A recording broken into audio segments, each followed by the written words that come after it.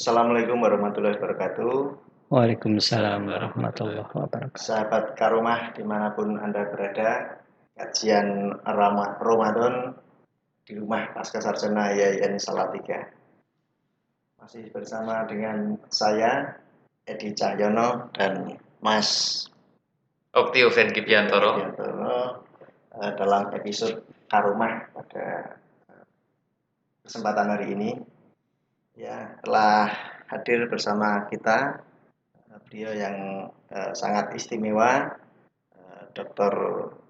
Ruwanti MA. Beliau adalah dosen di program studi pendidikan agama Islam S2 di program Pasca Sarjana YAIN Salatiga.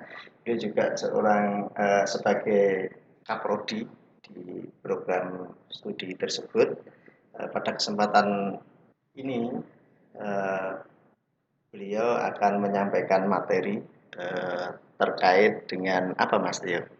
Temanya kali ini adalah syarat diterimanya ibadah puasa Ramadan. Nah, ketika kita berbicara tentang perkuliahan, kita ingin kuliah gitu kan, ada syarat-syaratnya ya, sahabat Edi ya. Iya. Nah, ternyata di dalam puasa Ramadan ternyata ada syaratnya. Nah, untuk mengetahui ini, untung kita ada bintang tamu di rumah Pasca. Mudah-mudahan hari ini kita akan mendapatkan ilmu yang bermanfaat. Bagaimana, saudara Edi? Ya, mungkin langsung saja disampaikan kepada Assalamualaikum, Bapak Ruwandi. Waalaikumsalam warahmatullahi wabarakatuh. Bagaimana kabarnya? Mas Tio, alhamdulillah sehat walafiat dan masih puasa insya Allah sampai nanti. Ini Mas Tio, Mas Jadi sehat? Alhamdulillah, Pak. Ya, syukur alhamdulillah. Ini terkait tentang syarat diterimanya ibadah puasa Ramadan, Bapak. Ini bagaimana pendapat Bapak? Baik, mungkin perkataan syarat itu agak berbeda pada pemahaman kita secara umum, yaitu yang berkaitan dengan rukun puasa itu.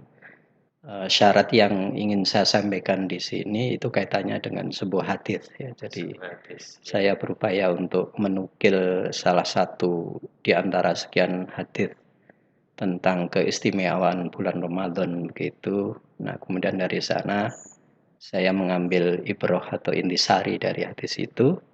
Lantas ya saya jadikan sebagai topik itu saja begitu. Jadi mungkin nanti ada yang punya pemahaman loh ini kok tidak seperti ya syarat secara fikih begitu. Ini syarat menurut hadis ya, hadis khusus tentang puasa Ramadan itu saya kira Mas Adi. Iya Bapak. Apa yang menarik yang akan kita ambil ibrahnya dari hadis tersebut Bapak? Baik, hadis itu bunyinya begini. Man shoma Ramadhana imanan wahtisaban ghufira lahu ma taqaddama min dzambi begitu. Dan menurut saya itu menjadi sangat menarik karena paling tidak ada dua pelajaran yang bisa kita ambil dari hadis itu yang kemudian saya simpulkan menjadi sebuah topik, yakni syarat diterimanya ibadah puasa Ramadan kita. Nah, sesuai dengan redaksi hadis itu, ada dua hal yang perlu kita perhatikan bahwa puasa Ramadan kita itu tidak akan diterima oleh Allah Subhanahu wa taala kecuali punya landasan yang kukuh begitu. Yang tidak lain adalah imanan, yakni iman kepada Allah Subhanahu wa taala gitu. Sehingga apabila misalnya ada orang yang ingin coba-coba puasa lah begitu, tetapi tidak memilih landasan keimanan sesuai yang diajarkan oleh agama Islam gitu. Artinya iman di sana ya la ilaha illallah, tidak ada Tuhan selain Allah. Sehingga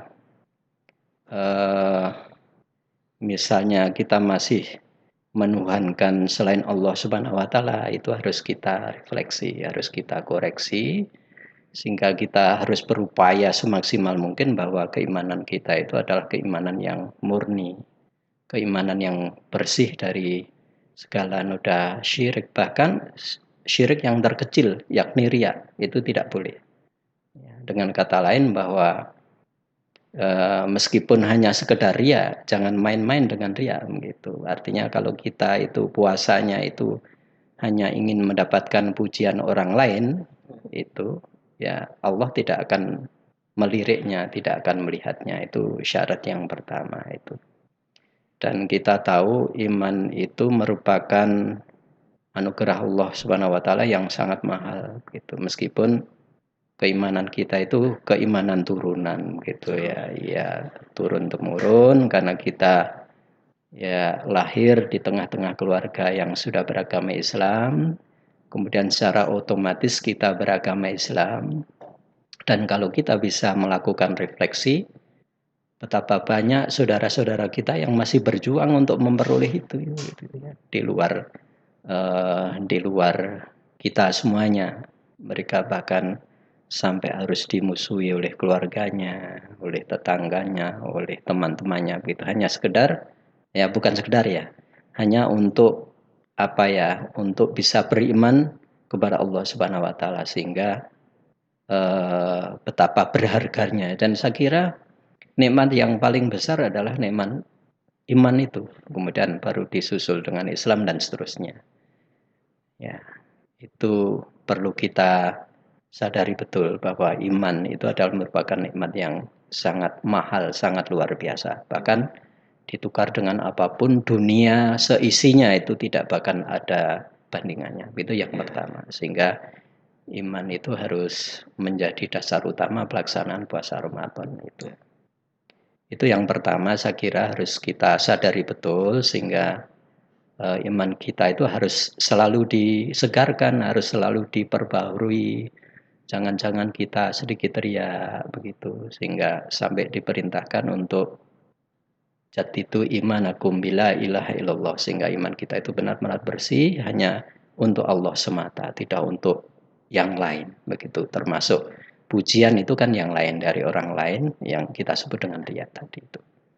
Dan yang kedua yang tidak boleh kita abaikan adalah bahwa dalam menjalankan puasa Ramadan ini harus disadari betul bahwa itu merupakan kewajiban yang harus dilaksanakan, yang memiliki manfaat yang luar biasa. Oleh sebab itu dalam menjalankan puasa Ramadan kita harus menjalankannya secara ikhlas, tidak boleh mengeluh, tidak boleh protes. Orang lain kok katanya begitu ya, katanya bisa masuk surga tanpa harus berpuasa seperti orang Islam misalnya semacam itu. Karena tentu bahwa keimanan yang kita miliki itu ya berbeda dengan keimanan yang dimiliki oleh orang lain yang akan melahirkan konsep yang berbeda pula. Nah, segala konsep keimanan dengan amal yang menyertainya, karena tentu tidak bisa kita hanya beriman saja, karena iman itu selalu dirangkai dengan amal soleh. Nah, salah satu amal soleh adalah melaksanakan siam Ramadan ya, atau puasa Ramadan itu. Nah, dengan iman yang murni, yang bersih, kemudian dengan kesadaran penuh atau dengan bahasa agama kita menggunakan kata ikhlas gitu ya, ikhlas tanpa pamrih. Ya tentu pamrihnya hanya dengan Allah semata. Ya, jadi kita itu tidak boleh ya PDKT istilahnya pendekatan dalam soal beribadah kecuali hanya kepada Allah dan memang hanya kepada Allah saja. Kepada siapa lagi kita berharap, kita mengadu. Ya insya Allah puasa Ramadan yang didasari dengan dua hal tadi, dengan iman, kemudian dengan ihtisab, kesadaran, keikhlasan yang benar, itu insya Allah akan menjadi wasilah bagi kita untuk memperoleh ampunan ya, dosa-dosa yang telah lalu. Jadi saya kira ini luar biasa untuk kita renungkan bersama-sama. Saya kira itu, Mas Tio. Bagaimana Saudara Edi? Ketika dari pemaparan tersebut. Ya, jadi saya menangkap dari penjelasan Pak Dr. Ruwandi tadi, itu syarat diterimanya ibadah puasa tadi ada dua hal penting ya Bapak. Yang pertama adalah tentang harus ada iman, Harus ya. ada iman, ya. Hanya mengharap ridho dari Allah Subhanahu Wa Taala. Harus ikhlas. Ikhlas, dan itu merupakan sebuah kewajiban yang kita sadari bersama, ya. Setuju dan Setuju, ya. Menjadi spirit bagi kita semua untuk terus meningkatkan kualitas di dalam menjalankan ibadah puasa ini. Begitu. Sahabat Edi, ini kalau saya pribadi ini merasakan seperti ini. Jadi orang itu berbeda-beda. Ada yang mampu mencapai apa yang disyaratkan. Ada pula orang-orang yang tidak mampu apa yang disyaratkan itu. Mungkin Bapak ada tips untuk kami-kami yang belum mampu, latihannya seperti apa agar kita mampu yang menjadi persyaratkannya itu. Baik, saya kira kalau dari konteks akademik itu ya, agar kita itu bisa terbuka khususnya mata hati kita ya, tentu dengan tholabul ilmi ya, dengan belajar, sehingga yang tadinya belum tahu menjadi tahu, karena tentu bahwa Islam ini kan sangat komprehensif ya, sangat luas, banyak hal yang belum kita ketahui daripada hal yang sudah kita ketahui. Sehingga seandainya ada orang yang merasa sudah Islam sendiri, saya kira ini perlu kita koreksi. Ya perlu ditanya berapa hadis yang dihafal gitu. Dan paham tidak tafsirnya gitu. Kalau sudah paham tafsirnya, dilaksanakan atau tidak, itu kan persoalan besar gitu. Termasuk sudah berapa ayat Al-Quran yang dihafal, difahami, tahu tafsirnya, sudah diamalkan atau belum, saya kira begitu. Jadi thalabul ilmi harus terus dilakukan, sehingga apabila iman kita belum benar, ya dengan belajar tentu akan menjadi benar. Kalau ibadah kita belum ikhlas, karena syarat diterima tidaknya ibadah kita harus ikhlas, maka insya Allah kita bisa dari sedikit demi sedikit menjadi lebih ikhlas dan seterusnya. Saya kira itu Mas Tio, dan pendidikan itu harus menjadi investasi yang terbaik, termasuk untuk meningkatkan pemahaman agama. Begitu saya kira. Kalau dalam dunia bisnis atau dunia dalam yang lainnya itu ada namanya mentor namanya. Betul ya, saudara? Iya. Namanya mentor, yang mentor itu nanti akan membimbing bisnis kita atau membimbing usaha kita agar sesuai dengan apa yang kita inginkan. Apakah dalam dunia puasa ini juga harus dibimbing seorang yang alim agar kita mampu mencapai seperti yang kita persyaratkan tadi? Jadi saya kira perlu ada sinergi ya. Jadi orang yang tahu berupaya ngasih tahu gitu. Dan tidak boleh putus asa, ngasih tahu sekali kemudian tidak sejalan dengan nasihatnya kemudian putus asa, itu nggak boleh gitu. Kalau itu dilakukan maka dakwah ya berhenti begitu. Kalau orang itu mutung ya, kiai ustadz mutung, itu nggak ada pengajian lagi gitu. Kemudian dari sisi apa yang didakwai ya, terutama itu harus ada sikap yang terbuka begitu ya. Nah, satu-satunya cara ya sekali lagi kembali lagi ke tholabul ilmi begitu ya, karena kalau tidak terbuka cara keilmuan untuk menyampaikan juga mungkin susah, untuk bisa menerima juga susah, karena menganggap bahwa Islam itu yang dipahami begitu. Padahal banyak yang belum dipahami. Begitu saya kira. Ya, jadi saya kira antara yang berdakwah dengan yang didakwah itu memang harus harus proporsional gitu ya, harus proporsional. Dan salah satu kuncinya adalah ilmu itu.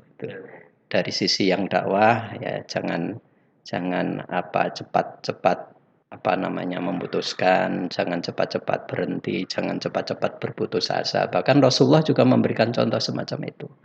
Ya Rasulullah itu tidak pernah berputus asa, jadi terus berharap. Seandainya yang didakwai itu kok tidak mau, bisa jadi putranya, bisa jadi cucunya dan seterusnya begitu. Nah, sama halnya dengan yang didakwai, kalau potensi keilmuannya hanya itu saja, kemudian sikapnya tertutup karena tidak banyak pengetahuan yang dimiliki, akhirnya nasihat sebaik apapun ya akan selalu ditolak begitu. Kalau dalam konteks cara Islam disebut dengan jahiliyah gitu ya, itu bodoh ya gitu, tidak boleh gitu. Oleh sebab itu ya kita harus berupaya untuk menghilangkan kebodohan itu dengan terus belajar begitu. Kalau secara formal ya S1, S2, S3 dan seterusnya gitu. Kalau secara informal ya terus mengkaji di pondok pesantren, mengkaji kitab, bertanya. Saya kira itu mesti. Ya. Terus belajar sahabat Terus Edi. belajar. Iya, tidak boleh berhenti. Kuncinya itu gitu. Pak. Iya, tidak boleh berhenti. Masih ada yang ingin Dari saya ditanyakan? itu dulu, mungkin Mas dari Opio. saudara Edi ada yang ditambahkan. Sudah cukup. Terkait Saya kira penjelasan dari Pak Dr. Ruwandi sudah bisa melengkapi dari ketidaktahuan atau rasa penasaran kita semua berkaitan dengan tema yang dibahas pada kesempatan hari ini. Saya kira sudah kita cukupkan saja, Kita cukupkan Mas saja. Tio. Terima kasih Pak Dr. Ruwandi atas sama-sama, waktunya, Mas atas Edi, Mas kesempatan Tio. yang diberikan untuk hadir di dalam acara apa tadi Karomah kajian Ramadan di rumah pasca sarjana. Ya. Baik, terima kasih. Cukup sekian. Kita ketemu lagi di episode yang akan datang. Wassalamualaikum warahmatullahi wabarakatuh. Waalaikumsalam warahmatullahi wabarakatuh.